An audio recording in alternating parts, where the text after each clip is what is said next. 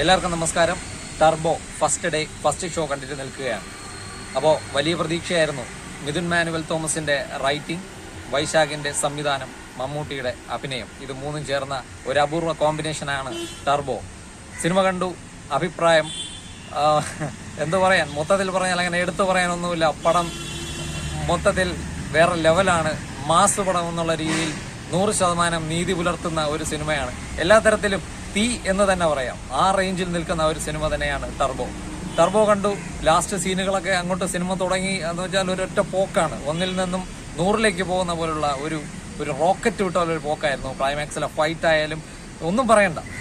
Fight BGM ഇങ്ങനെയുള്ള technical aspects തന്നെയാണ് ഏറ്റവും വലിയ ഹൈലൈറ്റ് ആയിട്ട് വരുന്നത്. പിന്നെ മമ്മൂട്ടി, പിന്നെ വില്ലൻ, ഇതൊക്കെ തന്നെയാണ് ഏറ്റവും വലിയ ഹൈലൈറ്റ്. ഒരു മാസ് പടത്തിന് വേണ്ട എല്ലാ കണ്ടന്റും 100% ആസ്വദിക്കാൻ, ഒരു മാസ് പടം ആഘോഷിക്കാൻ ഒരു പടം കാണണമെങ്കിൽ പോയി കണ്ടാൽ മതി.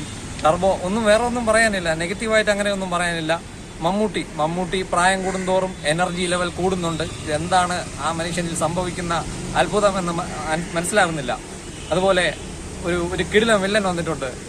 സൂപ്പർ വില്ലനാണ്. വില്ലൻ വെറും ഡയലോഗ് അടിച്ച് നിൽക്കുന്ന വില്ലനല്ല, ചെയ്ത് കാണിക്കുന്ന വില്ലനാണ്. വർത്തമാനത്തിലൂടെ മാത്രമല്ല വില്ലനിസം, പ്രവൃത്തിയിലും വില്ലനിസമുള്ള ഒരു കിടിലൻ വില്ലനും നായകനും തമ്മിലുള്ള കോംബോ കിടിലമായിട്ടുണ്ട്, ഭയങ്കരമായിട്ട് വർക്കൗട്ട് ആയിട്ടുണ്ട്. പിന്നെ ഒരു കോമഡിയുടെ ഒരു ടോണിലാണ് പടം പോകുന്നത്. നമ്മുടെ നായകൻ അല്ലാത്ത സമയത്ത്, ആക്ഷനിൽ നിന്ന് മാറി നിൽക്കുന്ന സമയത്ത് ഒരു കോമഡി ടോണിൽ നിൽക്കുന്ന ഒരു വ്യക്തിയാണ്.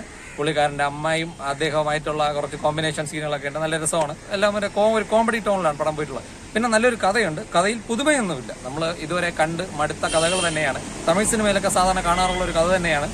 പക്ഷേ ഇത് സ്ക്രിപ്റ്റ് രസകരമായി പോയിട്ടുണ്ട്. കഥയിൽ പുതുമയൊന്നുമില്ലെങ്കിൽ തന്നെ ഓരോ സംഭവങ്ങളും വളരെ ഫാസ്റ്റായിട്ട് മൂവ് ചെയ്യുന്നുണ്ട്. പിന്നെ രസകരമായ രീതിയിൽ മൂവ് ചെയ്യുന്നുണ്ട്.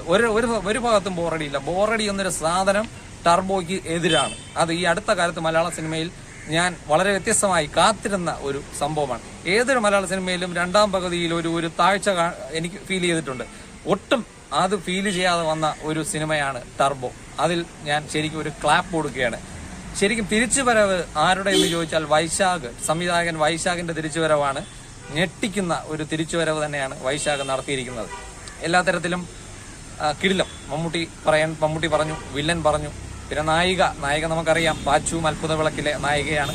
നായികയ്ക്ക് പ്രത്യേകിച്ച് പ്രാധാന്യമുള്ള കഥാപാത്രമാണെങ്കിൽ പോലും നായികയ്ക്ക് അങ്ങനെ വലിയൊരു കഴിവുള്ള ഒരു നായികയല്ല, ഡമ്മി പോലെ നിൽക്കുന്ന ഒരു നായിക.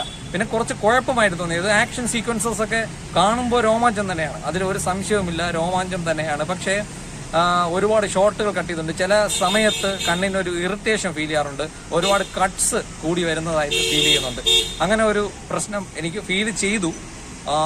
പക്ഷേ എല്ലാ തരത്തിലും സ്റ്റണ്ട് കണ്ടാൽ എണീറ്റ് നിന്ന് കൈയെടുക്കാൻ തോന്നുന്ന ഒരു സെറ്റപ്പിൽ തന്നെയാണ്. പടത്തിന്റെ ഏറ്റവും വലിയ highlight BGM, stunt, Mammootty, villain, പിന്നെ കഥയുടെ സ്പീഡ്, ഇതൊക്കെ തന്നെയാണ് അതിന്റെ ഏറ്റവും വലിയ ഹൈലൈറ്റ്. പൂർണ്ണമായും മലയാള സിനിമയെ അടുത്ത് ഇളക്കി മറിക്കാൻ പോകുന്ന ഒരു മാസ് ആക്ഷൻ ത്രില്ലർ തന്നെയാണ് ടർബോ. യാതൊരു സംശയം വേണ്ട. ഞാൻ വെറുതെ പൊക്കി അടിക്കുന്നതല്ല. എനിക്ക് സംഭാഷണത്തിൽ ചെറിയൊരു നാടകീയത ചില ഭാഗങ്ങളിൽ ഫീൽ ചെയ്തു. പിന്നെ ഈ പറഞ്ഞ പോലെ കട്ട്സിന്റെ ഒരു ഇറിറ്റേഷൻ കണ്ണിൽ ഫീൽ ചെയ്തു. അത് എല്ലാവർക്കും അത് തോന്നണമെന്നില്ല. അല്ലാതെ പറഞ്ഞു കഴിഞ്ഞാൽ നിങ്ങൾ എന്ത് ആഗ്രഹിച്ചാണോ തിയേറ്ററിൽ ടർബോ കാണാൻ പോകുന്നത്, അതിന്റെ 1.5 ഇരട്ടി അല്ലെങ്കിൽ 2 ഇരട്ടി തിരിച്ച് കണ്ടുകൊണ്ട് അല്ലെങ്കിൽ അനുഭവിച്ചുകൊണ്ട് തിരിച്ചു വരാൻ പറ്റും. അത് തന്നെയാണ് ടർബോ.